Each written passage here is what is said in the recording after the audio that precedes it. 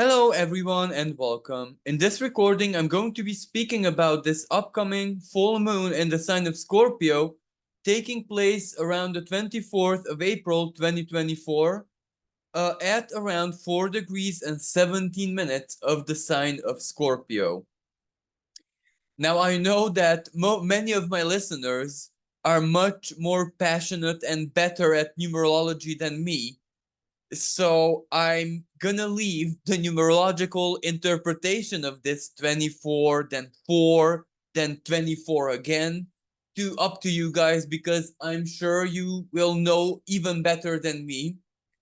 But besides this, because this can be seen as the very first immediate sign that something is going on. And absolutely so very much is going on. This full moon, as intense as it is just a piece of the larger picture, a piece that fits in perfectly. And I'm so sorry to say this, it is definitely going to have an uncomfortable side to it. However, the utility, the power that it can pass back onto us, that is like priceless. That it, ironically speaking, it may be actually this full moon that can be a massive catalyst, giving us the wisdom and understanding to use the rest of the energies, which in themselves, let's say quantically speaking, even are much more powerful, are much more impactful, are much more even karmic. However, it is this simple little full moon that gives us the lens of understanding.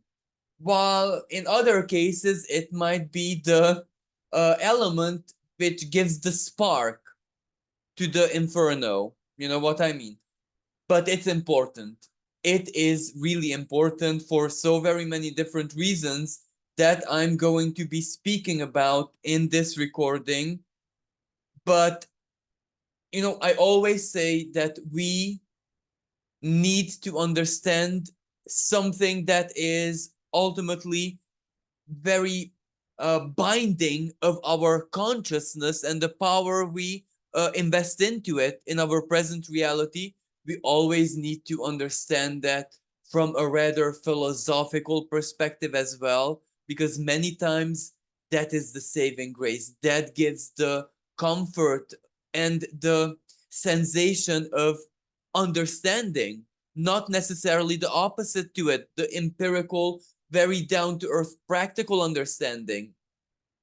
However, with this energy, we cannot exclude the practical one because for some people and for some situations, that can be very not pretty. Why? Well, on one hand, any kind of full moon is very emotionally intense. It pulls feelings to the surface. Now, for example, especially if it's positively aspected in Cancer, in Pisces, it might be extremely delightful, full of comfort, love, imagination, fantasy. In an, let's say, an air sign where it's also positively aspected, it can be the brightest ideas, humor, or lightheartedness. But when we are speaking about a sign where the moon is as it is its most uncomfortable, Scorpio, and it tends to pull up the heaviest, the deepest emotions that we don't usually like to look at and stay with and embrace as our truth. Usually we try to exactly bury them in the realms of Scorpio. Now, this full moon will not give us the option to bury. We need to look at exactly the most, let's say, perhaps painful, the most uncomfortable, the most illusionary emotions that we possess. And why do I say illusionary? Well, the realm of Scorpio is also basically the realm of the shadow, but where it's not simply, for example, just the unconscious like Pisces, where things can just float there and just float, nothing like a jellyfish. It just floats, it's there, but it doesn't necessarily have a very big impact or significance. Maybe once at a blue moon, when, let's say, something karmic shines a light upon it, but in any other situation is just there. Scorpio is where it's there, but it makes its presence known, and it has a certain kind of intelligence of its own, and an intelligence which can very easily trick our own, because it's an unconscious shadowy energy. This is the realm of the proper shadow, and that shadow is like the steward of exactly these type of emotions and feelings that we don't like to look at, stay with, or even admit that we are able to feel something like that. However, this is the uncomfortable part. The good part is the understanding, the admission, the moment of truth, and the power that in itself gives back to us. For we can choose differently, or we can meet those emotions or the shadow with our own will. You know what I mean? It is not no longer in a way controlling us in an invisible way. When it tries to control us in a way that we are aware of, that's when it cannot have superiority. That's when it's in a chessmate type of situation. Only if we necessarily give it back its power free willingly can it actually triumph over us. But long story short, we're speaking about the T square with Pluto. For the this whole moon is illuminated by the same degree from the sign of Taurus. And Taurus is our values. Taurus is everything that we love in a very real way, in a very practical, earthly way. So that's why, besides the philosophy, we also need to understand it in a rather even empirical way.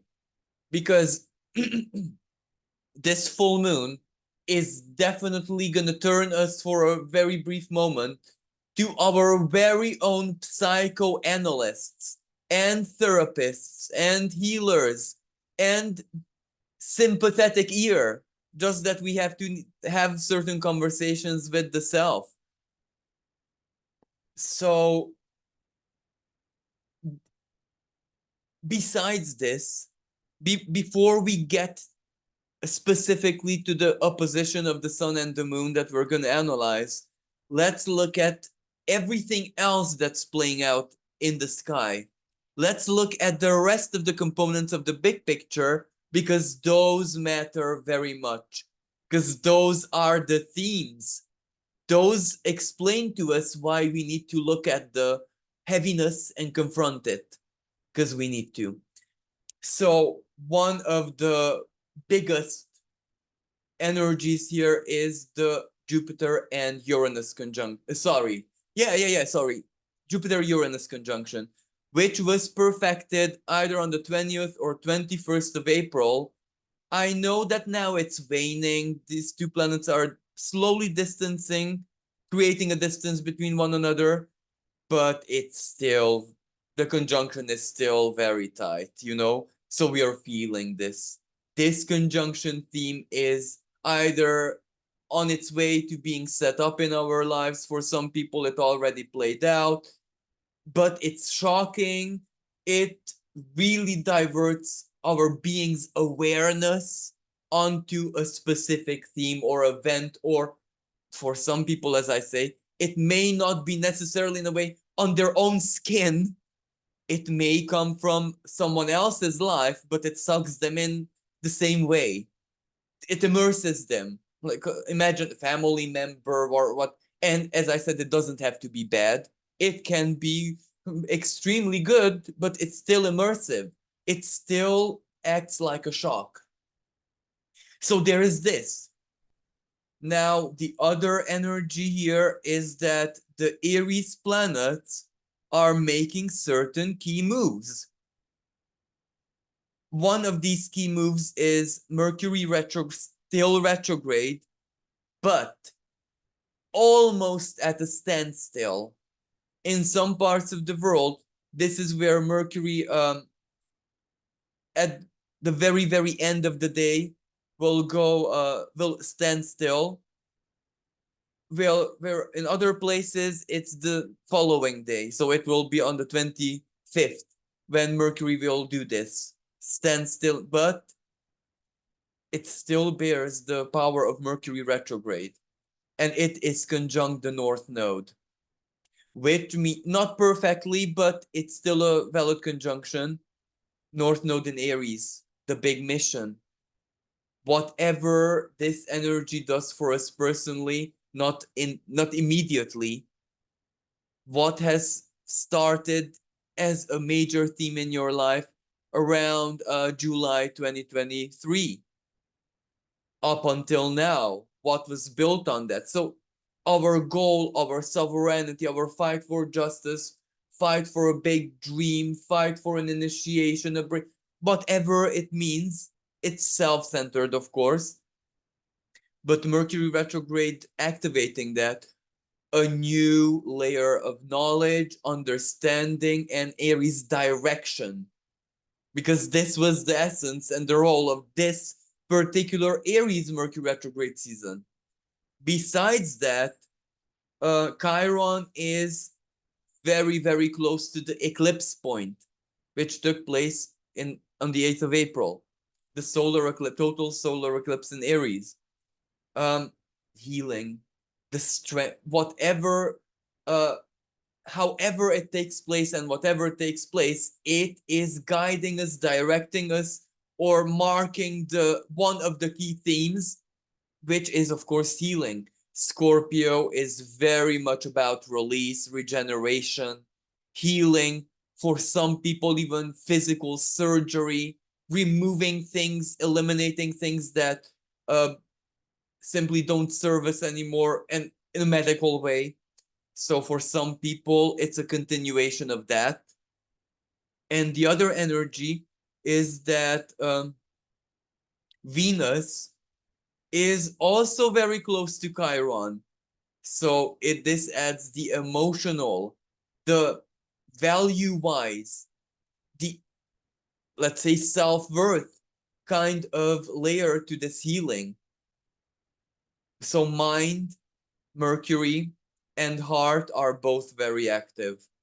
And the eclipse point is active as well. And speaking about the North Node, this is where coincidentally we also reached one of the more psychologically uncomfortable stages of the North Node in Aries, where Saturn is holding a semi-sextile with it, which means a very uncomfortable energy. Let me just exemplify why. North Node in Aries, what we must do, the adventure, the initiation. I'm ready, I'm brave, I'm strong, all of this. But Saturn in the sign of Pisces. But be careful. It has to be moral, it has to be legal. It, even though Aries self-centered, it serves the self, make sure that it also indirectly or symbolically or philosophically serves the greater good as well, because Pisces, compassion, Christ consciousness. So Saturn comes with these inner standards, or which many times can be perceived as blockages, like a moral blockage. Let me give you a really bad example, but this is the best way to highlight. Someone prepared to become a dancer and they have to go to that repetition, but the theme of the song and whatever makes them have to wear a very provocative or sexy, let's say, outfit. And they are not good with that part because they're prude or whatever, or they have like moral limits. You can imagine that they will have to somehow find the right compromise.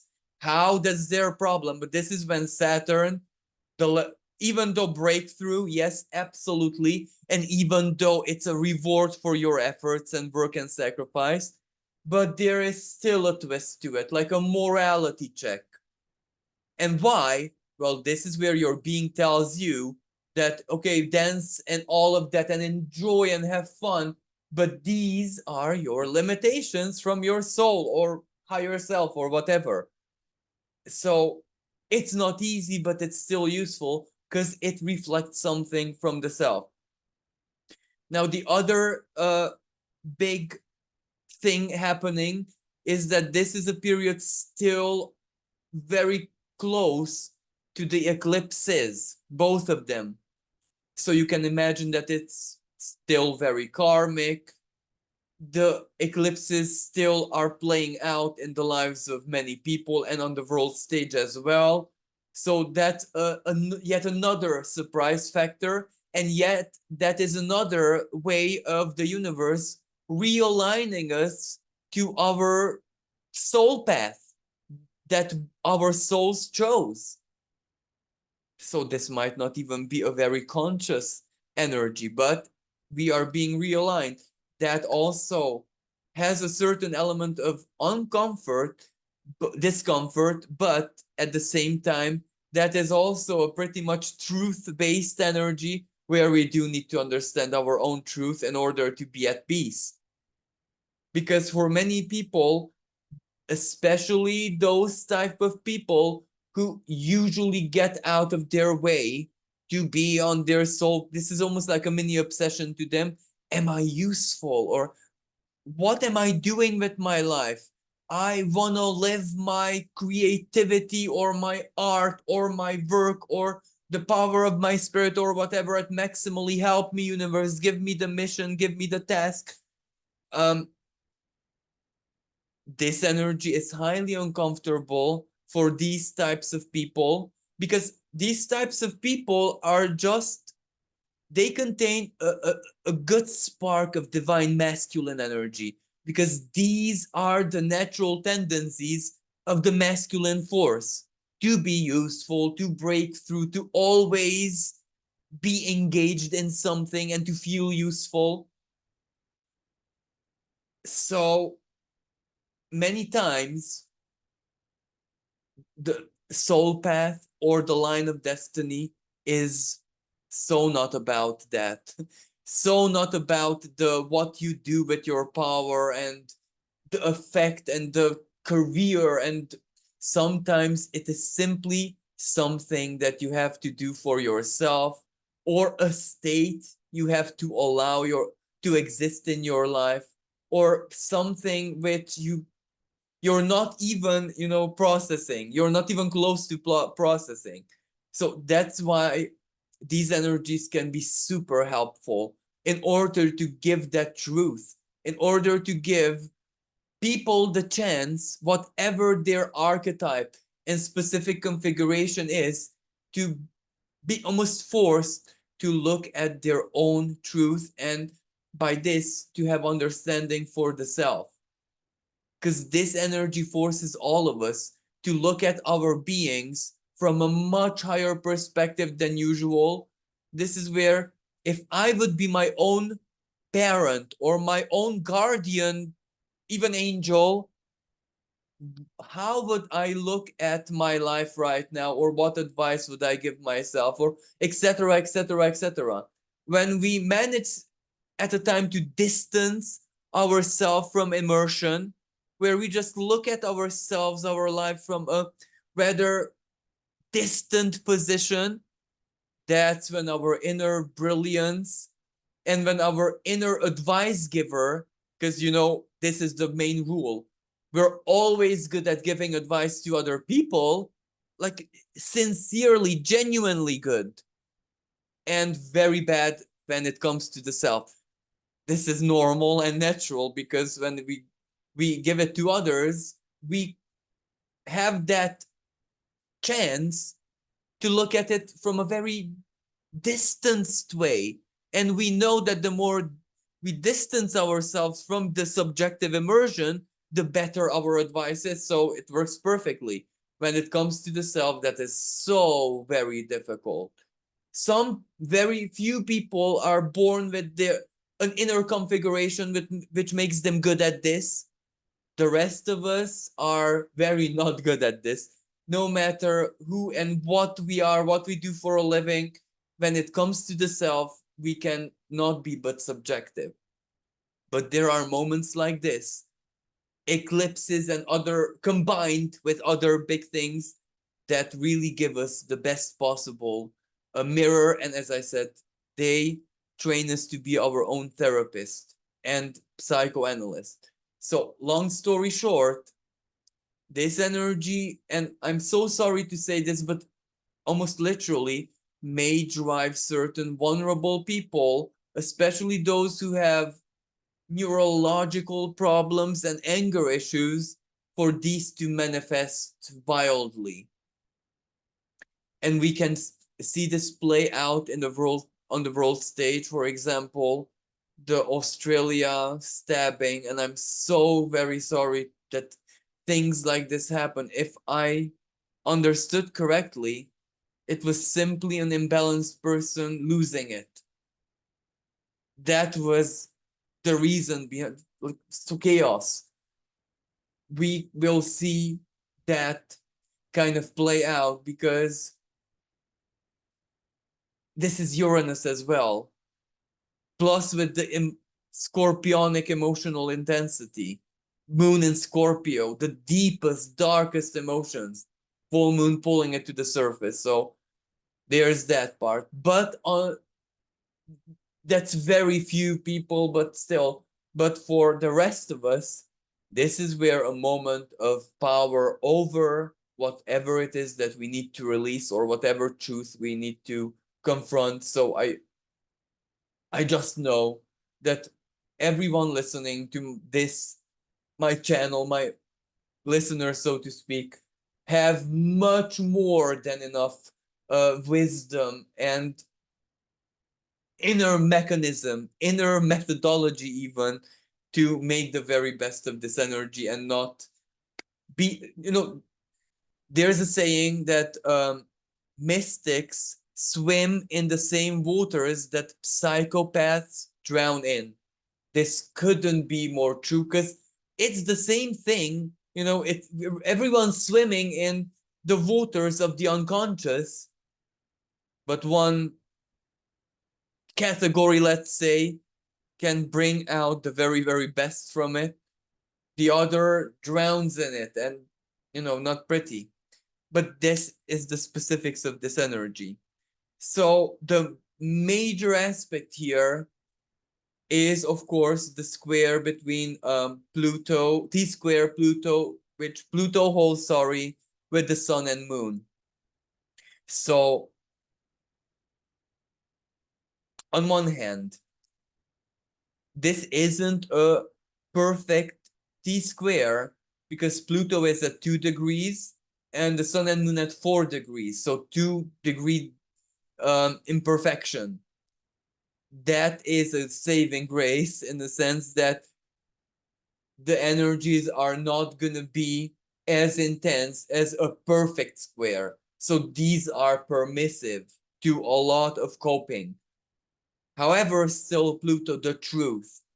This might represent a moment of powerlessness, because Pluto, or let's put it into context, Sun in Taurus, worthlessness, or the illusion, appearance of worthlessness, or let's not understand worthless in a dramatic, emotionally, psychologically charged way, where someone is worthless as a partner or as a lover or whatever, or as a worker. Or let's just look at it from a Venusian way. When something simply loses its value. Why does it lose its value? because it went through a transformation. And value is deeply subjective because it's Venus. Value is always what we as a human collective, and of course individual as well, what we attribute, what we project onto something. So it's deeply, so whenever something loses its value, it is always and always and always an inner transformation where we stop loving something, or we love it in a different way. We perceive it, Taurus, five senses, in an altered, different way. This is both true for Taurus, but also very true for Scorpio. Transformation, change, elimination. Something was as such until now, but from now on, it's different. So it becomes worthless. But this worthless, one man's trash is another man's treasure. And this is literally true. This is not just philosophic. This is 1,000,000% literal. Let me give you a really sad example, or it's not even sad actually. You know, very recently the plastic bottle and container thingy came into my country as well, the European law, where you put it into machine or whatever and it gives you a coupon for the recycle stuff. You can imagine that people are raiding the trash everywhere because it that which was very worthless now is worth a coupon. It became valuable. There it is. That's such a perfect example. And reverse this in any way you want. That's what I'm speaking about. So this can be true in a very Taurian way. At job, your second house, for example, what you find valuable and what not. And we must not forget that in the same sign the sun is, we have Jupiter and Uranus as well in the same boat, let's say. So they're revolutionizing exactly what I'm speaking about. This full moon is just how this revolution, one stage of it, is implemented. Values have changed and we react to it. We process it. This can all be for example, romantic energy. You love someone who you never thought you would, and you don't understand how can I love XYZ type of person, let's say. How can I? The Scorpionic full moon answers these questions. Why? Because that what we like, what we dislike, what irritates us, or what we admire in someone else, we also, one way or another, have that within ourselves. And how we react to that which we see in the other many times is a reflection of how we feel to the same thing within ourselves. If values change, if feelings change, even towards to the self, then everything changes. And this is the way that we acknowledge this. Again, I must exemplify because otherwise this energy is not easy to understand. Let's say that when someone was younger, they simply disliked a football player or rugby player, or let's say very sporty type of men with that physical archetype. They had a repulsion to it. There's this conjunction and the eclipses and all of that. And besides whatever karmic, they get attracted exactly to what they strongly disliked before. And they have to ask themselves, well, what's happening to me? What is this? And then it leads them to an inner psychoanalysis, what the strong physique symbolized for them when they were young. For example, maybe it intimidated them because their own physique was slim or the opposite. So it reflected their shame for their own body type. And many things happened until then, and that wound healed. And now all of a sudden they're attracted because they don't have the shame anymore. They don't have the problem anymore. Chiron, Taurus, Scorpio attractions, all of that, Pluto, the truth that is being revealed. And this leads them to a very different level of wisdom, understanding themselves profoundly, but that means understanding another profoundly. And you might say, okay, but how is this useful in life? Imagine that that person has children, or they get into a position where they have to counsel officially or just as a neighbor, as a good human being, youngsters, someone else, and they see the same problem with someone else, and how much their own experience can help the other person. You know what I mean? So this energy, whatever it speaks to us, it is so relevant and important to understanding. And the reason why I used that example, the football player and all that, because Scorpio, for many people, this is a very strong sexual healing energy. Chiron and Aries. Sexual energies are very strong related to the root chakra, the self, the primal self that is partially Aries. And of course, the ruler of the full moon is the ruler of Aries, Mars. Okay, you might say that Mars is the ancient ruling planet of Scorpio. Yes, absolutely. And Mars is in Pisces. Very psychologically charged. The strength of Mars, the action of Mars, the um, nature of Mars, where it is empowered the most, is exactly that. Spiritual, psychological, psychoanalytical. So it has great power. And of course, in an imperfect way, it still sextiles the Jupiter, especially Jupiter. So, and Jupiter is the ancient ruler of Pisces. So very, very, very strong healing potential, understanding potential,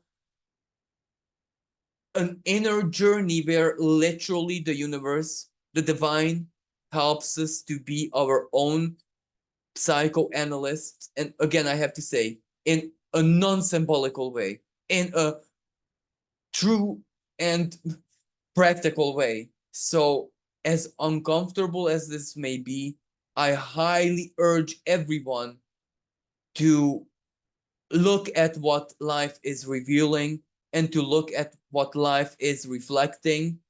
And if you might be one of those very lucky people for whom this energy is so minor, you get the theme, but it's so much. Well, that means that you've done so much work in the past that you don't need to look at anything.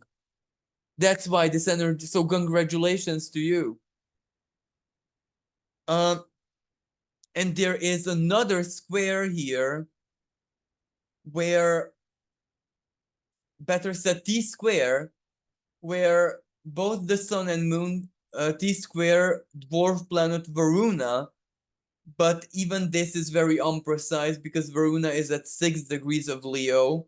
Varuna is the symbol of cosmic order and divine justice. So you can imagine the truth of the heart is also a very important power player here. Pluto in Aquarius can be seen as the truth of the higher mind, however that may be reflected to us through other people, through knowledge, through insight, through communication. The triggers, sun in the Taurus, sun in the sign of Taurus, it can represent the light of our consciousness, us knowing our own values in a deep way. Then the sun in the the moon in the sign of Scorpio, us knowing our truest emotions, even the darker ones, the opposite of value, you know, that which we hide, the shame, the guilt, the self-sabotage, that which we are many times working towards obsessively without us even being aware of it, to keep hidden. You know what I mean? Let me again give you a very silly example. There might be like people, and this is very random, just a random example. It's not, I'm not, it's, this isn't someone specific, who kind of has developed a certain urge to brush their teeth much more often than they used to. And it's almost like irresistible to them. And they ask themselves why. And something happened, and something happens. Either they get into some kind of spiritual philosophy, or some they hear a show or a recording with strong psychoanalytical content which leads them to understand then perhaps they couldn't express their truth. They had to silence their own voices, their own opinions. They're expressing themselves at certain stages in their lives or in certain circumstances for an extended period. For example, let's say like at a job, you can, customer service job, you can imagine it's the case where you can't say the truth when someone's, for example, being, I'm sorry, a jerk. You can't say that sir, lady, you're not being a very nice human. You can't say that. But that ended. And this is how deeply instinctually the shadow compensates, by cleaning, purifying it. And with each cleaning and the gesture of it, the energy of the bad memories that they couldn't speak their truth is less and less and less and less. And it heals.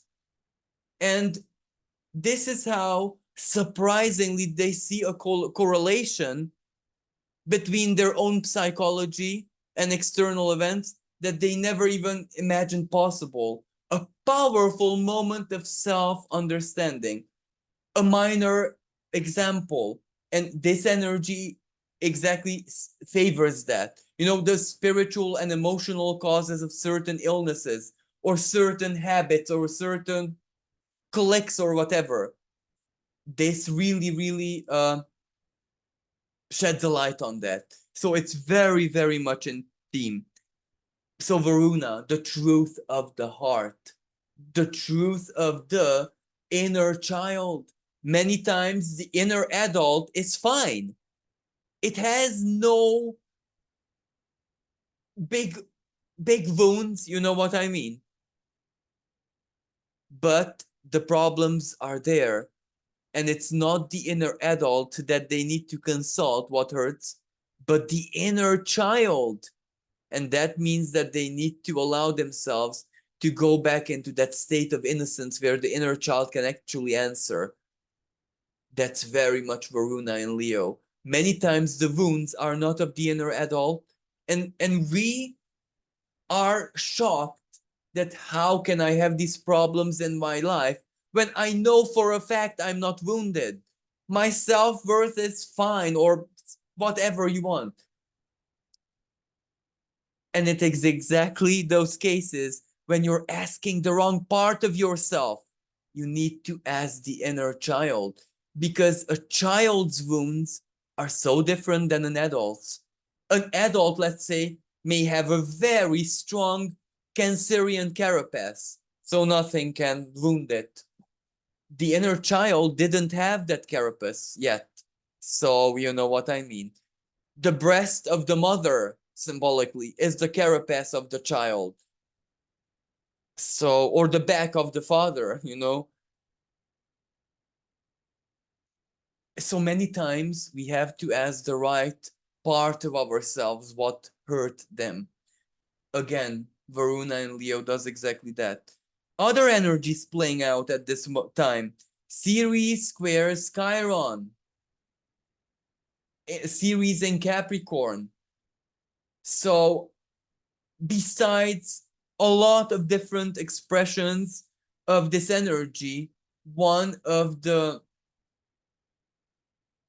best examples is how do I basically starve series, the infection, the wound, the toxicity within me, or whatever keeps my wound open.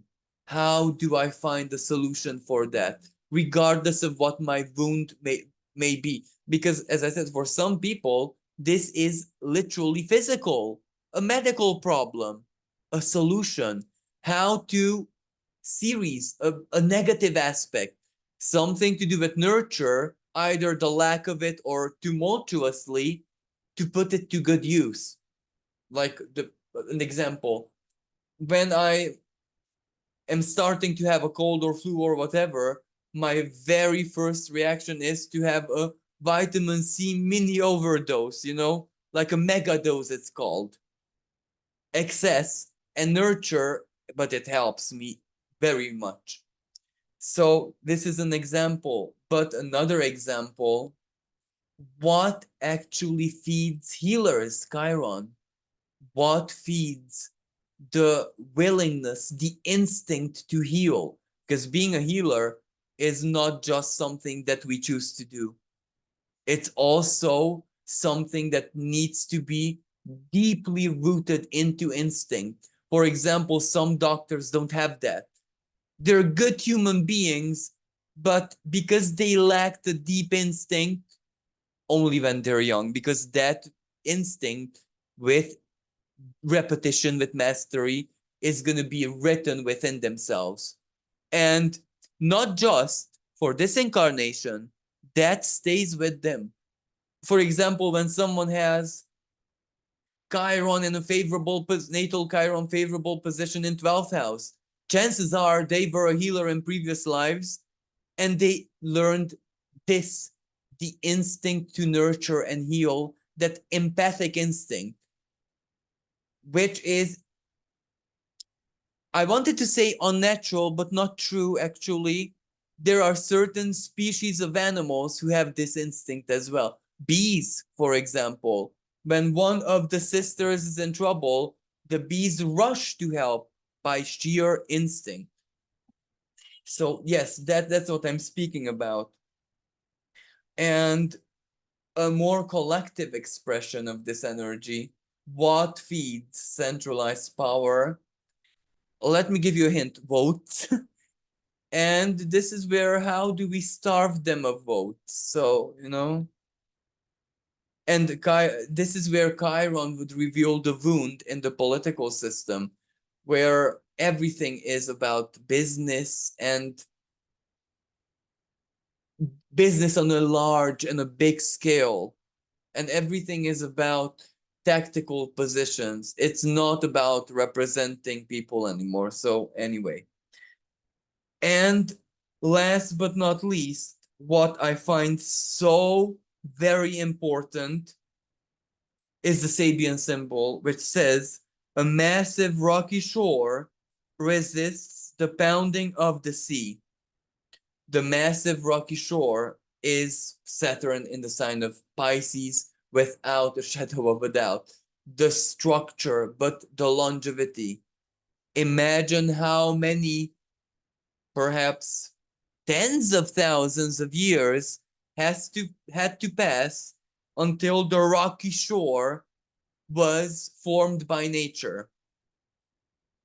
Okay, even if it would be artificially done by us to do that, that's still Saturn. Monumental effort and resources and etc., etc., logistics and planning, trials and error. Anyway, it doesn't matter if it's natural or not, because the Saturnian element is still there. And this rocky shore with Scorpio, because this is the Sabian symbol of 5-degree Scorpio. So in Scorpio, it means exactly our natural instinct, one of the natural instincts, to resist to change. And the sea is the unconscious, the heavy emotions, the sea and the ocean.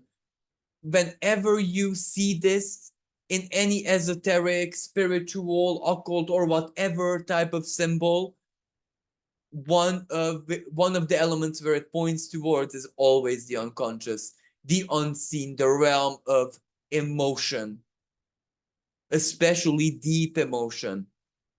So the sea and the rocky shore clash. And how does this fit into the astrological context? Very easily. Remember the morality, Saturn.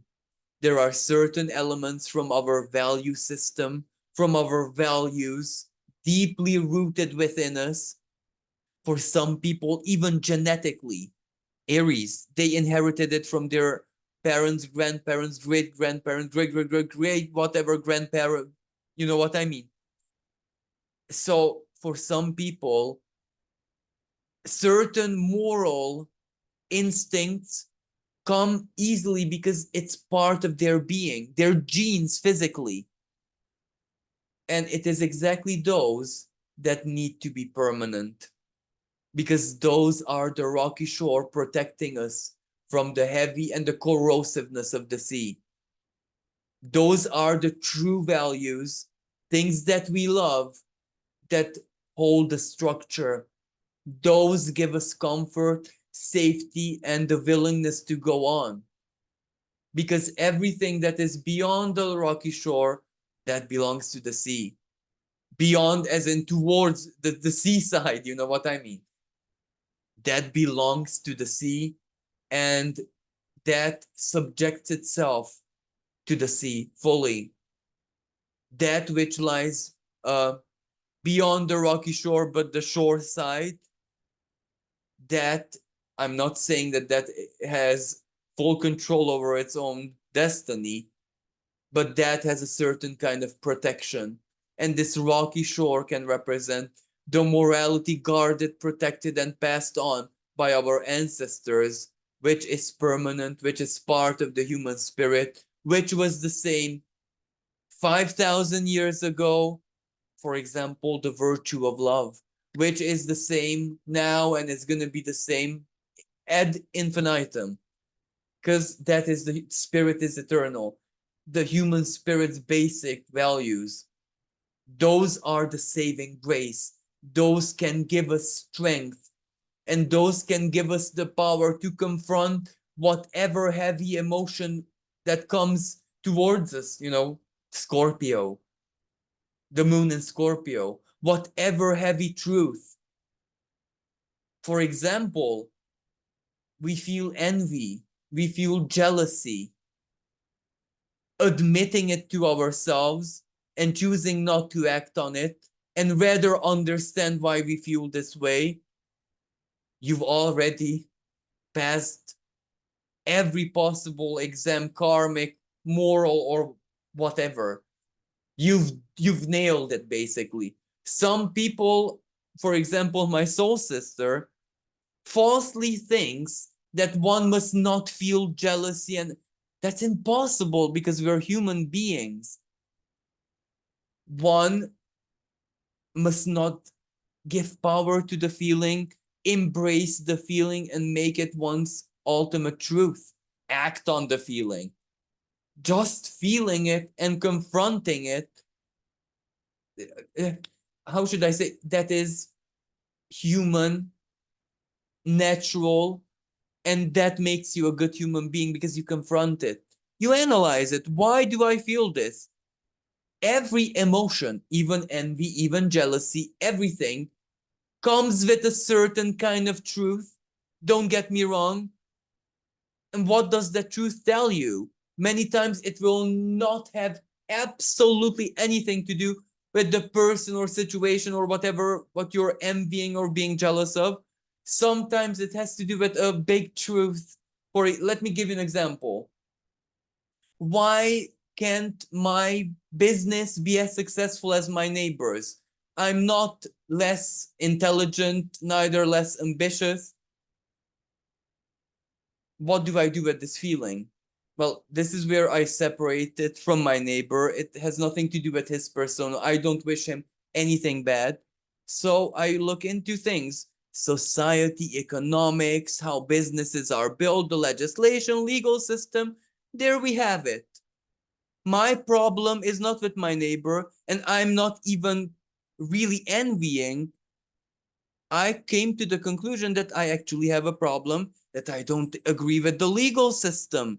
It is not fair to me. So you see how one reveals a big truth. And this is where it is not my fault that I find it unfair, because for me personally, the setup of the law as it is in the present moment seems very unfair, but this fuels me to hope for future changes, which makes it so you see how something profoundly negative, when confronted, turns into a great understanding and into a great motivation. And as I said, the object of the envy or jealousy was separated, the rocky shore. It was behind the rocks, safe from the sea, from the brine, from the corrosiveness of the sea. So this is a really, really good energy to confront these emotions and understand them. And again, many times we have no choice but to feel them. We cannot choose not to feel them because we cannot control the ocean of our unconscious, can we? We can't. Neither should we. So I say this to my soul sister and everyone. It is absolutely natural, normal, human to feel absolutely any emotion, acting upon it, embracing them, into giving them virtue. As long as we don't do that, we're absolutely fine. We're more than fine. We won an inner battle. We are triumphant virtuously. So, you know what I mean? I think I covered everything that I think I have to. So thank you so much for staying with me and listening to me. Thank you everyone for your support, for your kindness, for all the beautiful words and appreciation. And remember, this full moon is going to be very agitated. Even if not in your personal life, people are going to go a bit crazy out there. So everyone, please be cautious and be careful and don't provoke people with weaker self-control. So thank you again. Until next time. Bye for now.